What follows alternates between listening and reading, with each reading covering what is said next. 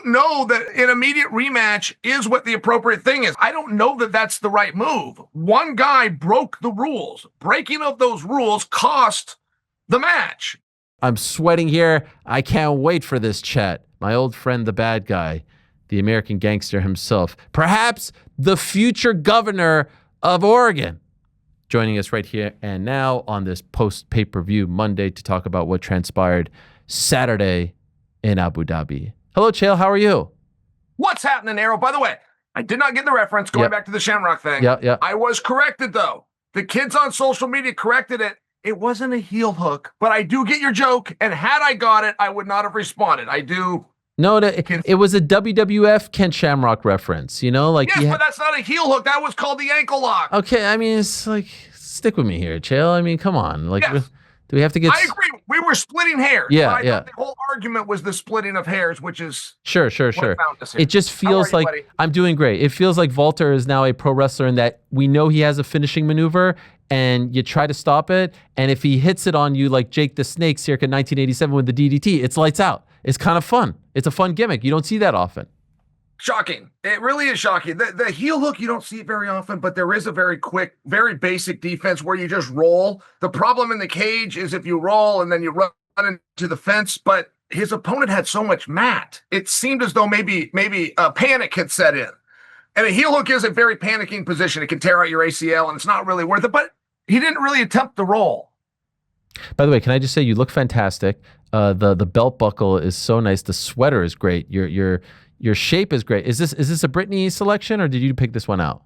No, Miss Brittany puts the clothes out every morning. Every morning, including the weekends. I come from the shower and the clothes are out. But I do appreciate that compliment. And on the belt. Yeah. My father was a real cowboy. And if anybody wore a belt buckle that they did not win at a rodeo, my father teased that person. Now, I do want to disclose for your viewers that are real cowboys, I did not win this, but I was given it as a gift. And I thought that counted. So it was all that I needed for permission socially to wear the belt. Thank you for noticing. Was it a gift from a cowboy? No, I played myself. I played Chael Sonnen. I was a commentator in a movie called Westbrook, a wrestler's movie, and it's actually about to get released on DVD. Oh, wow. And this was part of the wardrobe. So when the filming day was over, the director came up, patted me on the back, said, keep the belt. Wow, okay, that was the gift. All right. If you would have just left that as a gift, it felt a lot more special than you keeping one of the set props, but nevertheless. Chael, I'm very fired up today because I did happen to see you and Anthony on the desk on Saturday talking about the Tom Aspinall fight against Ciryl Gane, and I feel like we're coming from two different, POVs, and that excites me. I'm very excited to talk about this because I'll quickly bring you up to speed, and then I want to hear. But I'm assuming you didn't hear my opening hour rant. Tom Aspinall, in my opinion, should have won that fight via DQ. He was hit with multiple illegal shots to the face, multiple eye pokes. And the reason why he didn't win that fight via DQ is because the referee determined that those weren't intentional. Because it's unintentional, it's a no contest, which is fine. It's semantics because Tom keeps the belt either way. But my point is, if we would start to penalize fighters for illegal fouls, the first time they occur, the first time they happen in the cage, not the third time, not after multiple warnings, you would stop seeing them, A, and B, if fighters would get DQ'd if your opponent who was hit with the illegal foul can't continue, you would stop seeing those types of moves in the cage. That's my general feeling. I also am very upset that it seems as though Tom is being labeled a coward, a quitter, heartless, gutless, because he had a bloody nose and because he was maybe about to lose the first round. People are saying that he wanted a way out, and I don't think that's fair to Tom Aspinall. What do you think? Okay. I love everything you just said, and let this breathe for a minute. Okay. I am mad. I am mad as a fan that we got shorted, but I got to tell you, I don't know where that negative energy gets pointed towards. Tom did nothing wrong. Ciryl caused the action. And I also find myself looking at the referee. I also feel that the no contest is a cop-out. However, I do believe that referee did a great job. But just to speak on it without having to hedge and sound like a nice guy, we'd only have two rules in the sport. You don't bite the guy, and you don't poke the son of a bitch in his eye. That's the only rules that we have that can tie back to 1993. And when one of those is violated, I am like you. There is not room for this discussion. There is not room for incidental and accidental, particularly when it was a double. Let me take you back to the night that Juliana Pena fought Kayla Harrison. And it was right off the bat, Kayla got on top. Juliana is down. And Juliana not only throws one kick, she throws a kick and then she throws the other foot. She double taps her. She double violates. Now, in that situation, any referee, right, first part of the fight, the reigning champion of the world, any referee would have given that a warning. That referee took a point, brought her up, called time, took a point, signaled it to all the judges because it was twice. There was no wait for him to say it was an accident. Even though it did look like a reaction, it was twice. And I only bring that to you. That's what happened with Ciryl. Ciryl did not just poke Tom. He poked Tom twice. And now we don't get resolution. And now Ciryl, who did a bad act, has another world title fight to look forward to because there was no resolution. And I do agree with you. The no contest is a cop-out. Make a call. Was this allowed or not? If it was allowed, we have a TKO against Tom. If it's not allowed, we have a disqualification, in this case against Ciryl. That part I do strongly agree with you about. Okay. So it actually seems like we agree more than disagree. Why did it seem like, and perhaps I misunderstood, why did it seem like on the post show on Saturday on ESPN that your stance was, hey, Tom, the going gets tough sometimes, saddle up and let's go. You should be fighting. You're the champion. Yeah, I appreciate that. And when I saw the clip, I thought that too. And Anthony and I even kind of went back and forth. It didn't represent the tone that Anthony and I had. And maybe that was because of the context that led into the clip. So let me just back you up to what we were discussing. Please. The idea of the unintentional foul, I'm going to take it. I'm going to take 5 minutes. We're going to get a break. I'm not making a decision here. The athlete now gets to participate in this group thought. But the idea behind that was for injuries. If you have something happen that injures you, Kevin Holland, as recently as a week ago, never should have got up from that nut shot. That changed him. He was not the same guy. He sustained a brief injury. That's the intent. And we were based on what Tom said. And of course, we show him grace. And these were not his most eloquent words. But for what we had at that time, Tom had said, I was poked in the eye and I can't see. As opposed to I was poked in the eye, I am in dire pain. Something's wrong. I've got to get to the back. I got to get to a doctor. I'd like to see my children someday. It wasn't one of those. And so what Anthony and I were speaking to is in the fight, one guy's trying to stop your breathing by breaking your nose. You got to learn to push through that. One guy is trying to swell up your eye or cause some blood to get in there to affect your vision. You got to push through that. That was the tone that we were speaking of, not that actual moment with Tom. And we did not think, neither of us, I'll speak for Anthony, but we did not think that Tom found a way out or was ducking out.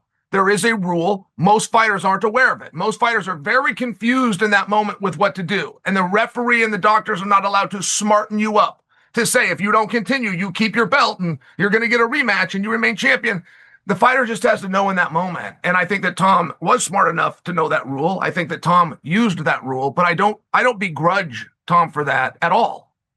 And so now this has led to this big debate. And by the way, thank you. And this is a great lesson for a lot of people because someone will clip off 60 seconds, 90 seconds of a larger discussion. And now you and Anthony, at least as far as the Aspinalls and Aspinall's fan base are concerned, are the bad guys, are the assholes, are the schmucks. Hey, why are you hating? When there was a whole bunch of context missing there. So thank you for clearing that up.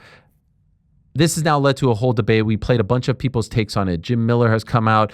Sean O'Malley, DJ's talking about it, Josh Barnett, John Kavanaugh. Everyone's weighing in on the eye pokes, on the gloves, and all this stuff. Do you subscribe to the theory like, hey, shit happens and it's just a part of the game? Do you subscribe to the theory that this should be changed? It's the gloves' fault? Or is it just the Jim Miller approach who basically has said, I don't know if you saw his clips and he'll be on the show later to expand on it. Hey, it's not the gloves, it's the fighters, dummy.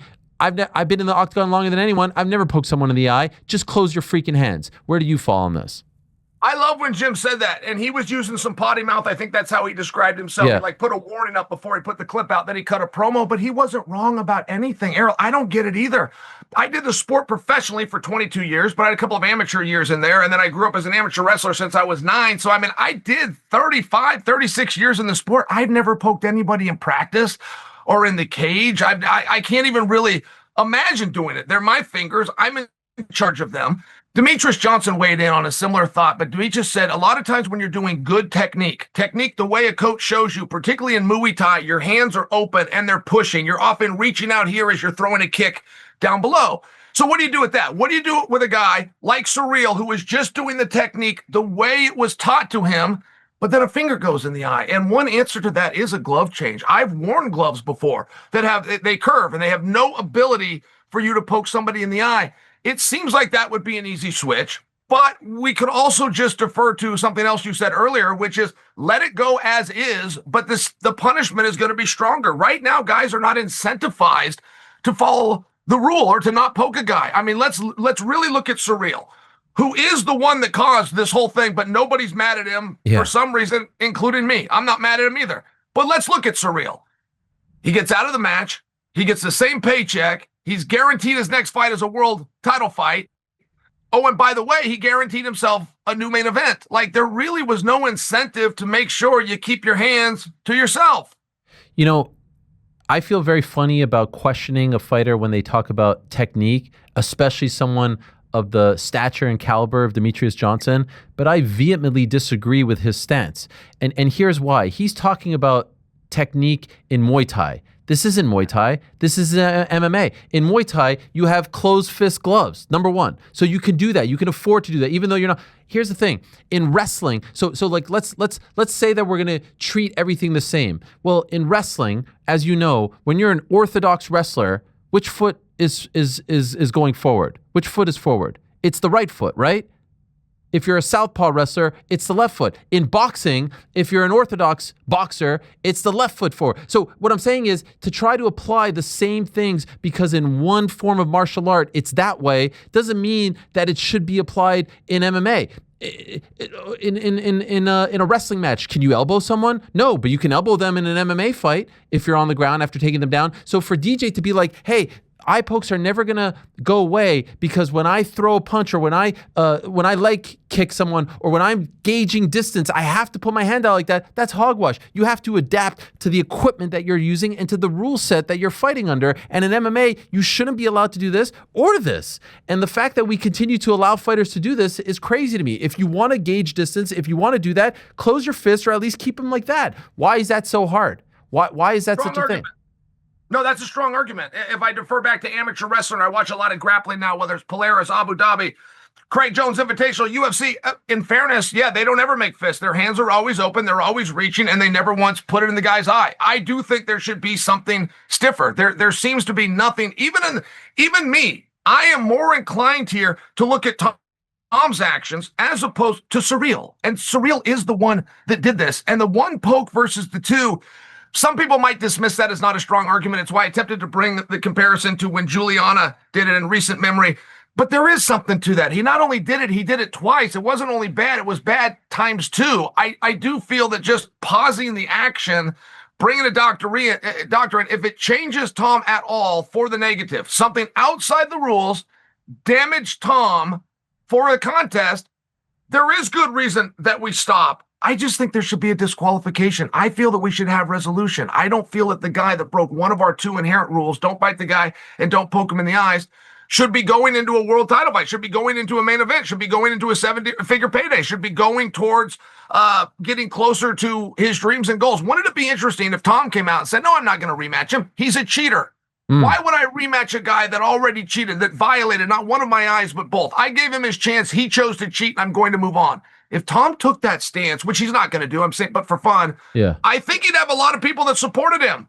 For some reason, Ciryl has come out of this thing with his hands clean. He's the one that did the poking. Did you happen to notice at around 1 minute and 49 seconds of the first round, Tom shoots for a takedown? It's the first time in his UFC career that he's had an unsuccessful takedown attempt, and he gets stuffed and then he backs off. Did you happen to notice that the hands went into the eye that time too? It actually happened. Oh. Yes. Go back and look. We even have a picture of it. It's a little fuzzy because we can't show the footage here. We're not a UFC broadcast partner, but that's the takedown attempt. And as you can kind of see, the fingers are going into the eye. Do you see that? Is that good technique? Is that good technique? I do now. No, you're right. And Tom had alluded to this. Tom said, man, he poked me several times. This wasn't the first time. Tom had said that. Now I know what it was he was referencing, but yeah, I really do think, Ariel, we got this eye poke pandemic, which I'll just tell you, as a lifelong wrestler, I've seen it before for sure, but not very often. And then we've got the weight missing. Right, we got this thing where guys get called to weigh in, which is half of their job. They literally get half their check just to weigh. People don't know what show means. They think show means you step in the octagon. Show, legally defined, as you weigh in. Half of your job they fail at 3 times a year. We don't have that in wrestling. People never miss weight, and the solution is there. The solution is that you weigh them in just before the competition, just like the NCAA switched to in 1998. I only tell you this because I don't like meeting about meeting, and I don't like talking about talking. I get asked to come to these things all the time to talk, but it's just a show. The solution is there on weigh-ins. Weigh them in right before the competition. Nobody's cutting weight anymore, just like in wrestling. Same thing with the eye poke. If there was some kind of a punishment, but even if we're looking at this situation, the repercussion is your night is over with absolutely full pay. You're guaranteed the exact same big event and title fight in the future for equal pay. Why wouldn't you poke the guy in the eye? Here are 3 things that I'd love to see the Andy Fosters of the world get behind and change immediately, because we have seen him do this. He's the head of the rules committee. He changed the 12 to 6 and all that, right? Here are 3 things, and I'd love to get your stance. Any foul, any illegal shot inflicted in the cage, immediate point deduction. The warning is in the back. You poke someone in the eye and they can continue, it's a point deduction. You nail someone below the belt and they can continue, it's a point deduction. You grab the fence during a takedown attempt and they can continue, it's a point deduction, etc., etc., etc.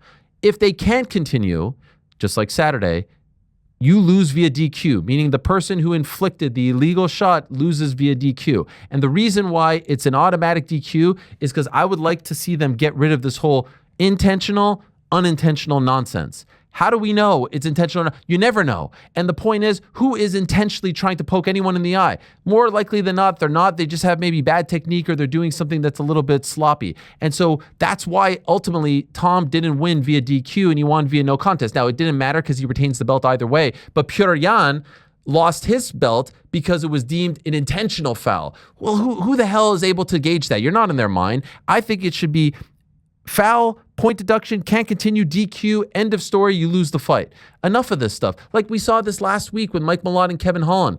Dan Miraglio said, no, it wasn't intentional, so no point deduction on Mike Malott for the multiple shots below the belt. Kevin Holland couldn't even stand up. Do you know what I mean? It's very frustrating to have these referees playing this game. Even Jason Herzog on Saturday was talking to Ciryl saying, hey man, I know it wasn't intentional, but it's still foul, which would suggest to me that he was going to take away a point if the fight would have resumed. If you were going to take away a point, why shouldn't that be a DQ? That should be a DQ. I like that a lot. And I think that your argument would get over pretty quickly with the Andy Fosters of the world if you just separated the two, whether it's intentional or not. If there's a break in the action, a point is coming away. That represents your warning, and the next time it's a DQ. I think maybe if you merge them together, it's a little bit strong for the commission's taste, but I like what you're saying. I like what you're saying a lot, and I don't get it. Hey, man, I know it wasn't intentional. I don't get it. Are we responsible professionals or not? Are we responsible for our actions or not? Era, the whole world is changing. When I was a kid, the gold standard for reality is what happened. So in this case, it would be I poked him in the eye. Now the gold standard is not what happened, it's how did it make you feel, right? It's emotion. Something doesn't have to happen. It just has to evoke an emotion. And I think that that's a very strange thing. I fully agree with you on this. And by the way, I don't know that an immediate rematch is what the appropriate thing is. I get that's the direction that we're going. I'm just suggesting for you, I don't know that that's the right move. One guy broke the rules. Breaking of those rules cost the match. It would seem as though something stronger, even if I don't quite have the words, and I know we're not doing that, but I think that you're right, that perhaps in the future we should. Okay, so what would you do? If you were in charge, if you had the pen, what are you doing? Because I haven't even thought of that. Oh, you would? You got to rematch. Yeah, you just have to rematch them. Not to mention the players are off the board. You know, the big loser in this whole thing, and we've never discussed it, is Volkov. Yeah. Volkov, I believe, beat Ciryl in their last fight and lost a decision. Yes. The UFC largely felt that too, but had to pay respect to the integrity of the sport. I believe they put Volkov on this card as a quiet alternate. If anything would have happened in the main event, there's Volkov and he's ready to go. They did everything they could to make sure that Almeida Volkov was known to be recognized as the number one contenders match. And that seems to be the one that really just got pushed away. I think the fans that want to say Pereira and Jones probably got a step closer to seeing Pereira and Jones. Now that Tom and Aspinall are both off the board and going to do it again, what you do with Volkov, that's probably the hardest The hardest question to answer in this whole thing is what's next for that young man. But honestly, and you're 100% right. Isn't this a gift from the MMA gods for Dana White in the UFC? You were staring at Aspinall versus Volkov 2. Let's be honest. I think the judges got it right. Volkov won that fight, but it wasn't exactly one to write home about. And now instead, you're staring at Aspinall versus Gane 2, in which the narrative is Aspinall wanted out, Gane bloodied his nose, he was beating him from pillar to post, and Aspinall quit, and there's an illegal poke and all this stuff. Like, that rematch is going to be gigantic. Put that at the O2 in London, and it sells out in 5 seconds. So I was kind of surprised, Chael, by Dana's demeanor in the post-fight press conference. He said it was a pain in the ass. He seemed so apathetic to it all. I was surprised. You could easily turn this around, A, defend Tom, B, say, hey, I know Ciryl didn't do it on purpose, but we're going to run it back because there's just too much conclusivity, whatever the word is. It's inconclusive. You get what I'm saying? And let's have a massive title rematch in 2026 on Paramount Plus, baby. Did you hear what he said? I want to... Yes. Chael, please. This is Tom Aspinall. This is the guy who fought Sergey Pavlovich at Madison Square Garden on 10 days' notice to save your card when Jon Jones couldn't fight. This is a guy who was the backup fighter for Jones-Stipe. This is a guy who's been sitting around for 15 months because Jon was, I don't know, doing whatever and not wanting to fight him. Here's what Dana White said. Let me play this for you real quickly when he was asked about Tom and Ciryl too. About the main event, coming into this fight between the two of them, Ciryl was the underdog and Tom the most popular.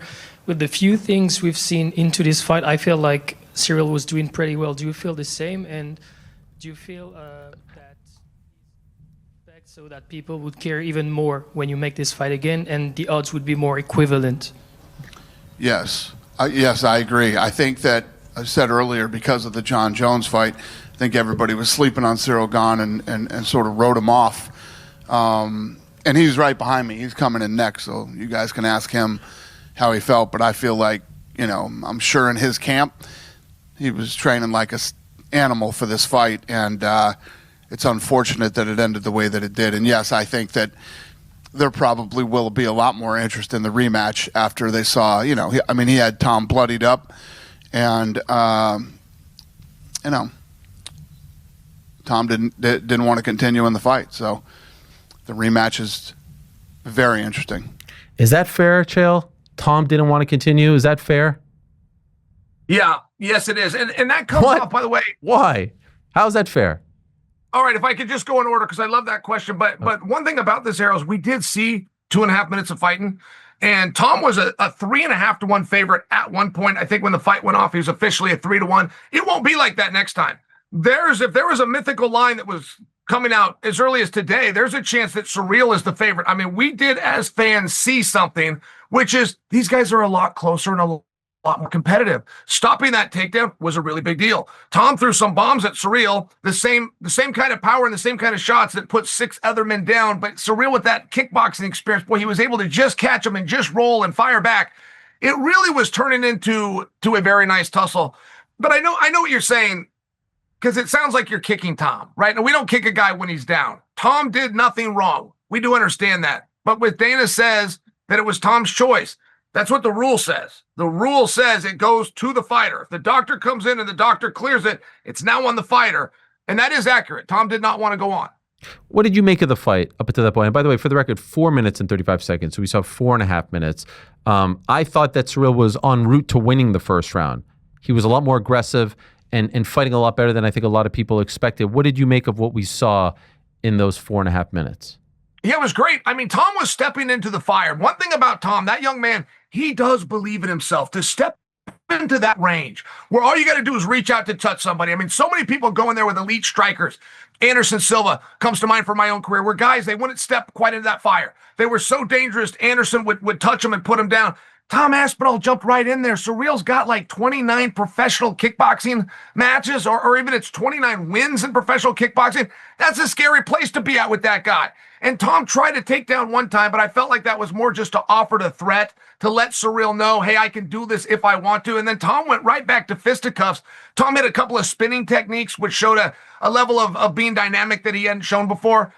But ultimately, yeah, they were in Ciryl's wheelhouse. Ciryl was getting comfortable. Ciryl was respecting the power, but he was staying in there and throwing back himself. He was doing a lot with leg kicks, making an investment, paying off a little bit later in the fight, but he really had Tom's respect. Tom was lifting that lead leg and checking him when kicks weren't even coming because he was hesitant that they were. I think they both got a real good gauge of each other. I think they both felt really good. I don't disagree with you. I did think that Ciryl, ever so slight, but I would have thought that round was going to go towards Ciryl. And what did you think was going to happen going into the fight? How were you leaning? I picked Tom. I just had one reservation, which is I knew Tom was in a fight that was a lot harder than the world was saying it was going to be. Tom couldn't go to a press conference and talk about Ciryl unless Tom steered the question back to him. Everything Tom got asked was about Pereira coming up. Is Pereira going to fight Jones? Are you going to fight Jones? Will you be on the White House card regardless? It had nothing to do with Ciryl. And Tom's future likely did involve Ciryl. If Ciryl was to beat Tom, they would have immediately rematched it. These guys would have found each other anyway. And if this was a long, drawn-out battle, the headline today would be how great Jon Jones was, because he did not have a long, drawn-out battle with Ciryl. They put Tom in a very tough position. And all upsets in all sports, doesn't matter if it's Phelps in the pool or Tiger on the 9. The athlete finds himself in something that is more difficult than they thought it was going to be. And I had that real concern for Tom. If all these people talking eventually seeps in, how is Tom going to do 3 rounds in? How is he going to do at the 20-minute mark with all those muscles? He can sit and guess, and his corner can guess, but we don't actually know. We don't know until we see him there. Tom has not had any adversity because he has been so dominant. I like Tom going into that fight. I would pick Tom in the second fight, okay, but I would understand that it's very close. Ciryl has the ability to go with him. And Tom's plan B of I'll just take him down and keep him there, which is what all of the media said that he would do. If he can't strike with him, he'll just take him down and keep him there. I challenged that the whole media tour, Ariel. I said, with what evidence? With what evidence do these people come in and talk about Tom's great wrestling? And the answer is that Michael Bisping allegedly saw him in a practice room one time 4 years ago, and his wrestling looked pretty sharp. Like, he has never shown that in the octagon. If he does go fight Ciryl again, he's going to have to out-kickbox Ciryl, which for those 4 minutes and 35 seconds, one guy's opinion, I thought Ciryl was a step ahead, though.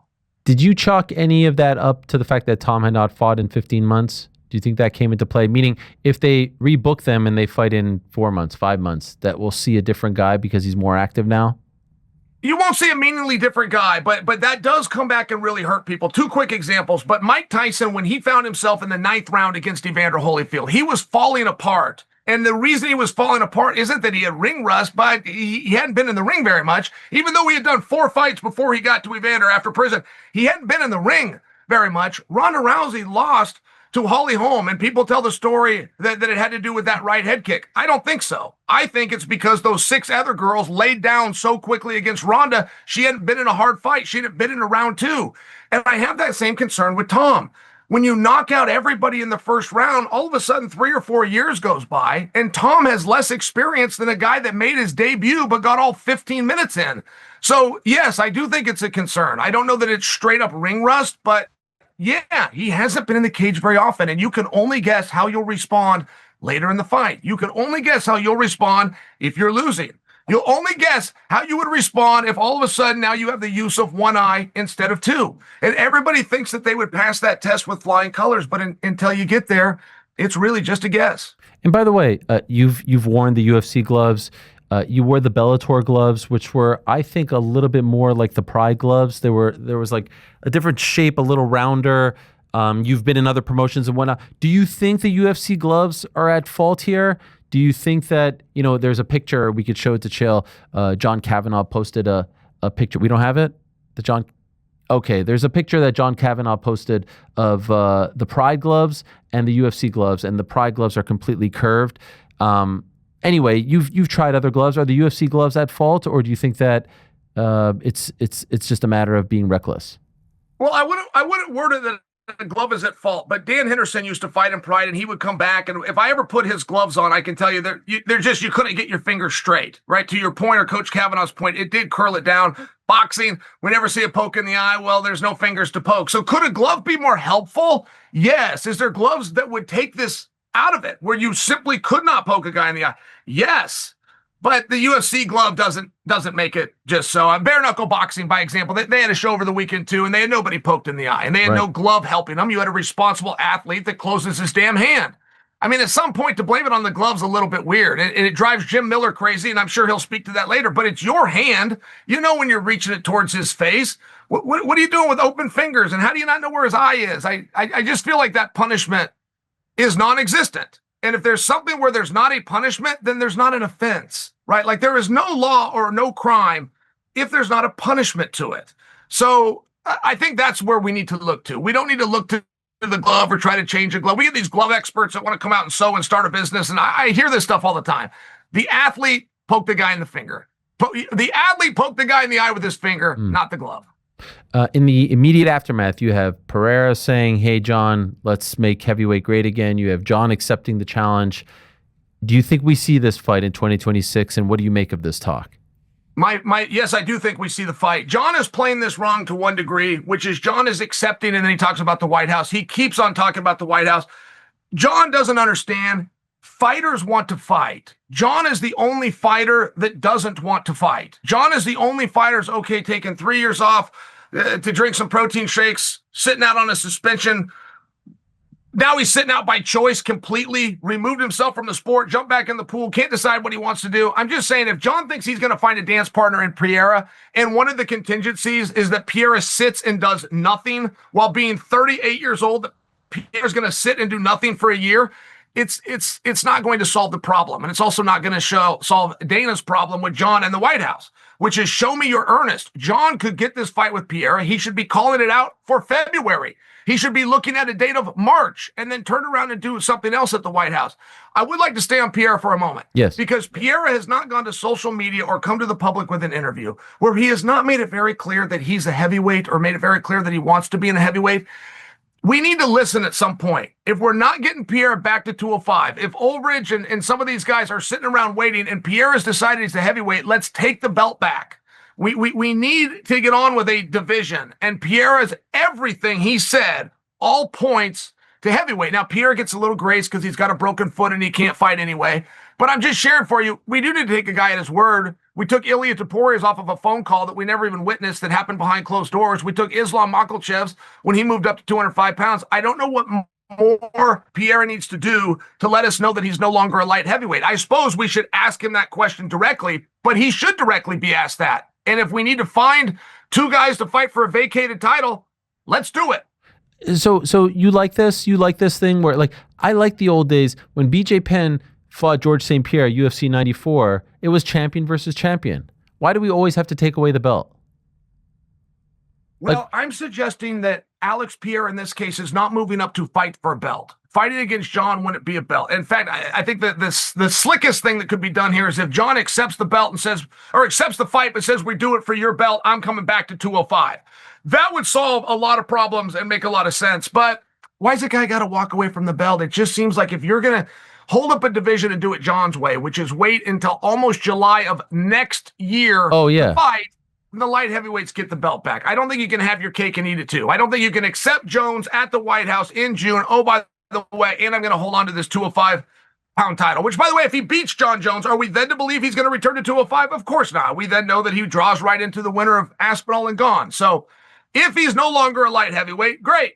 But let's ask him clearly. Let's get that answer. If he is a light heavyweight still, great. Let's find the number one contender and start lining up the match. Yeah, the timeline is the weird thing, but as you well know, Anderson moved up to 205 as the 185 champion to fight James Irvin, to fight Forrest Griffin, and he kept the belt to fight Stephan Bonner. And so people have moved up. BJ did it. Like, there's a part of me that wishes Zhang Weili versus Valentina next month was champion versus champion. You know what I mean? Islam versus JDM was champion versus champion. I don't love it. And especially as we're moving into the Paramount era where, you know, you don't have to sell pay-per-views anymore. You don't need a champion at the top of the numbered event. You don't have to take away the belt so quickly, in my opinion. You know what I mean? Sometimes it's kind of nice to have a champion versus champion for the promotional shot. It just feels a little bit more prestigious. By the way, are you running for governor or not? What's happening now? Have you made a determination? No, but I am going to very quickly. I mean, I have no choice. My answer hasn't changed. I shared with you that it largely has to do with what happens in the team at ESPN and how's that relate to Paramount. But I'm in that same paradox. And I spoke to Dana a couple of times, and I'll get clarity, and I would be happy to tell you an answer to that, but I'm in the same limbo. I'm still waiting. I have a big speech coming up, though. I have Yes. a big speech at something called the Reagan Dinner. November 1st with one of my all-time favorite New York Knickerbockers and Portland Trailblazer, the great Chris Dudley of Princeton Yes. fame. You're hanging out with Chris Dudley? I love Chris Dudley. What is this He's Reagan dinner? announcing, through rumor, but he's going to announce at that dinner that he's going to run. He ran before. By the way, he did a great job. It's a real uphill battle in Oregon. But Chris Dudley really did a good job. And when he left the first time, I had a feeling we'll be seeing him again. Now, I don't know what he's going to announce. But rumor is that he's going to throw his hat in the ring. Wait a second. So would you be competing against Chris? If I got in, yes, Chris and I would be on the same side in the primary. Oh, yes, my there's dear. a wonderful gal named Danielle Bethel. She's wonderful. And then one of my favorite politicians is named Christina Drazen. Like, just overall everything. Another gal that I really like. I enjoy them all, Ariel, and I will be a gentleman. The day will come when I will stab all of them in the back, but that day will not be at the Reagan dinner. Wow, that's November 1st. That, if my calculation... 1-on-1, 2-on-1, or 5-on-1, Ariel. Eventually, they'll all need 9-1-1. Yes. But Yeah. again, not at the Reagan dinner. That's this Saturday, Yeah. November That's 1st. this Saturday. Yeah. So does that mean on Saturday you announce whether you're in or out? I would love to be able to announce it by then, but in the position I'm in, and with some of the rules that come with working Okay. for a network, no, I will not be announcing it then. Okay. Is there a deadline? Yes, but we have all the way until early next year. Okay. Okay. You don't want to meet the deadline though. You got to get started. There's a reason that people are announcing it, and Dudley's about to do it, and Christina just did, and Bethel's on board, and you want to get started. I don't like the delay. I work on it every day. Every day I get a little something more and more organized. Like or what? if that reveal comes. Do you have a chief of staff? Do you have a comms director? Like, how's the team looking? And why haven't I been asked? Rennie Muzzy is heading things up right now for me, but it's the same spot. I'm trying to answer your question while I'm trying to kind of Okay, I'm play sorry. this a little bit close. I'm sorry. But yes, I have very good people working behind me. We have very good finances working behind us. I'm being humble. Okay. Ariel, I will walk through this thing so incredibly easily. Yes. I will walk through this thing so incredibly fast, like a knife through butter. But then they will find out there's different ways to campaign. There's different ways. I see them doing it right now. First off, they talk about the opponent nonstop. Never talk about your opponent. Never even say your opponent's name. Starting number one, which they'll never get their head around. And then 2, stay away from any tough issue. We got to get the ones in the middle. Well, yeah, unless you have talent. If you have talent, you'll get the ones to the middle and you'll pull them to your side. You're only in the middle because they haven't been smartened up yet on the issues. Everybody has a feeling one way or the other, unless they haven't been spoke to yet. So if you're any good at it, go get them and bring them with you. And I can assure you that's not the way the others will play it. They will come out and they'll be nice guys. And there are nice guys. There's those that want to hear your concerns. I don't want to hear your concerns. If I want your opinion, I will beat it out of you. I've already got it figured out. You want to go be a leader? Do it somewhere else. You want the one seat and the one chair? Be a boss. Come in and already have it decided. I'm going to move to Oregon just so I can vote for you. Ariel, You don't need my I help. will slice through this thing. All right, fine. I just want to let you know I got your back. By the way, No, I appreciate it. It's very sweet. I appreciate it. But you try to like be a humble, you're in competition, you try to be humble. Ariel, they've already started. Hey, Oregon, I'm going to listen to you. You're going to listen to you. Yeah. There's plenty of offices to run for. I'm looking to be a boss. You want to fly the one that soars with the eagles? I believe it goes to the one that can slither with the snakes. You think that chair goes to the best and brightest? I believe it goes to the dirtiest player in the game. And Ariel, I am that player. oh yes. By the way, happy anniversary. Happy anniversary, October 27th, 2007, 18 years ago today. Do you know what you were doing? That's what you were doing. You were defeating Casey Uscola by TKO, and then you had this great sign challenging Frank Shamrock in a fight that never Thank happened. you. At that time, though, that was guerrilla marketing. Oh, it was At great. that time that I had that, that was like unspoken of, oh my gosh, he's not being disrespectful. I can't believe he did it. Yeah, we lived in a very gruesome and tough sport. It was banned in 48 states. That was extremely G-rated. You could hurt somebody's feelings really easily back then. It was a great moment, by the way, and I loved back then because it was Baroni and Shamrock. They had like a guerrilla marketing beef. Do you remember that on YouTube when no one was using YouTube? Baroni was cutting promos, and then Shamrock was responding to him on YouTube. You went on to greener pastures in WC and UFC after that, but I thought it was nice that it happened exactly 18 years ago today. There's a lot of nice cities being thrown around here. This is a totally different interview than I was expecting because I thought your stance would have been, Tom Aspinall quit, although it does appear as though we disagree on what transpired in the boxing on Saturday, because I said that it was an absolute travesty, that it was absurd that Joseph Parker had his fight against Fabio Wardley stop, and then you quote tweeted my take saying 40 unanswered shots. Here's the proof: 40 unanswered punches when I said it was an absurd stoppage. Can we go to the slow motion footage, guys, for a second and show Chael what in fact he's missing? Chael, look how many times. People watching in fast motion, but you're saying that they missed some of these shots. A lot of them missed. Chael, a lot of these shots are missing. Yeah, I hear you, but the Look, firing back is still missing. Now he's making some of them. He's hitting some of them. The final blow, Chael, the final blow which leads to the stoppage is a complete whiff, a right hand whiff. Another one there. Look at this. Here it is. Watch this right here. Watch the right. Look at that whiff. Look at that whiff. Look at that whiff. Come on. I'll admit, I thought those landed. I did not see. I will admit, when I made that comment, I thought that those landed. Yeah. Yeah, perhaps that does change things. That was a very good clue for you, ArielHelwani. Oh, thank you. For you. I'm pretty good, right? I mean, for a guy who's never fought, I kind of know my stuff. You called that one right. You called that one right for sure. I appreciate that. That's very nice of you. Thank you. See, again, I feel like this is another example. You talk it out, you show some evidence, and you're actually on the same side of the equation. Thank you, buddy. Thank you. I feel like you've been trying to get rid of me for a few minutes. Like I'm giving you the opportunity. Like, are you bringing someone else in? No, I actually have a little bit more time. But do you want to leave? Am I in studio? Am I joining you in a week or so?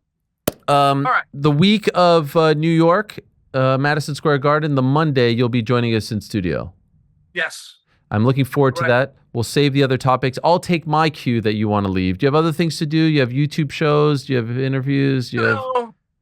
If we're done here, thank you for having me on. I'll see you in a couple of weeks. Okay, all right, that's it. I'm good. Oh, by the way, final thing. I knew there was one thing. Thank you.